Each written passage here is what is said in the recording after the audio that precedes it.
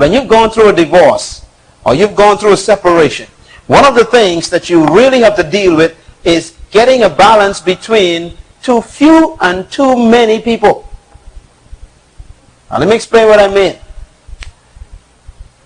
When you've gone through a hurt, sometimes you try and drown it out by a lot of friends. You just go out partying, you just go out to every social event, you just sort of try and get lost in the crowd. All right? Now that's social butterfly. Then some other people would go to too few friends. That means they'd only find people who were hurt like them and stay with them. You know, get 2 or 3 hurt people. And when you get 2 or 3 hurt people together, you got a hurting situation going on.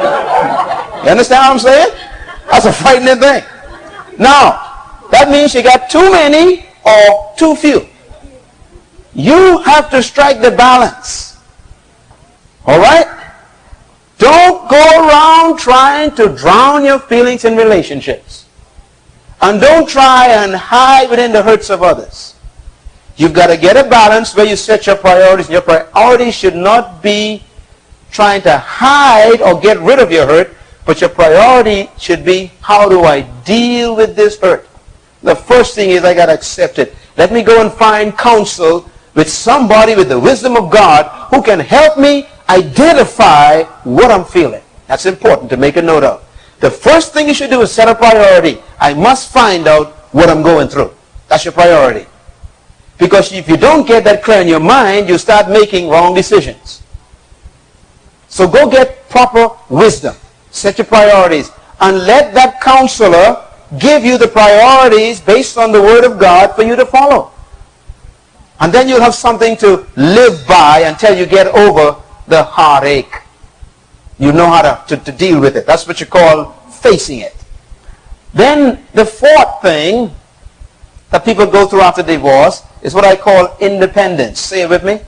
Independence. Now, independence is when you get custody of yourself back again.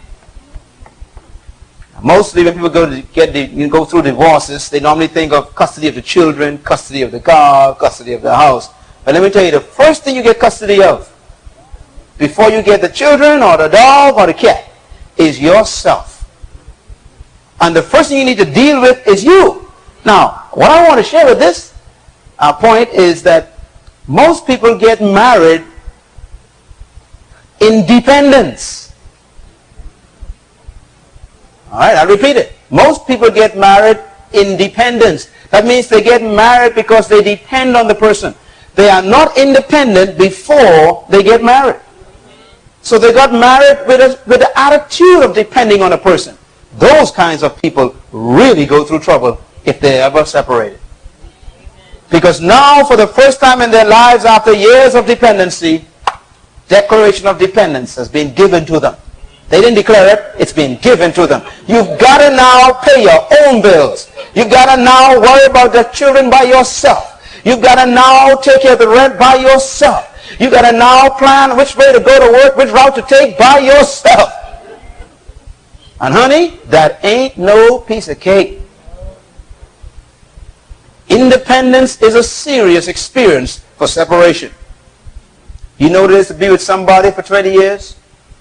And you always knew where everything was going to be taken care of because they always took care of things. And all of a sudden, ain't taking care of it no more. Now you got to build your own house. You got to pay for your own car. You got to buy your own clothes. You got to brush your teeth. With your own toothpaste too. Independence is a reality. It's an experience you got to go through when you talk about separation.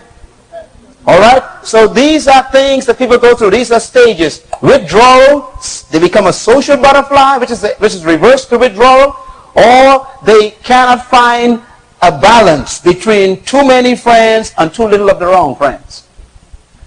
Or they have to experience this awesome independence all of a sudden. Now, I'll tell you something about this independence. It's a dangerous one too. Because later on we're going to learn that if you develop the independence to the point where you isolate other people, you could become a problem. You can become so independent that you violate the very foundation of God, which says you need other people. There are people whose who have become so independent after their divorce or separation that it's almost impossible for them mentally to imagine themselves now getting involved close with anybody else. I'm going to share with you that may not be God's answer for you. All right? And we're not talking about going back into another marriage or anything. The possibility is there. But this independence has to be realized in a context. And the context is, before you get married, become independent. Why? Because you might need it again. All right? If you ain't stable before you went in, honey, when that thing falls apart, you're going to become unstable twice. And that leads to dementation, which is a big word for going crazy. All right? So, independence. You get custody of yourself after divorce and separation.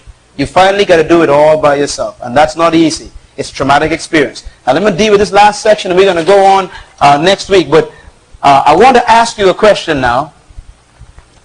Where are you? No, that's not the section. It's post-separation stages. I want to deal with this tonight. Post-separation stages. Now, there are a number of these we need to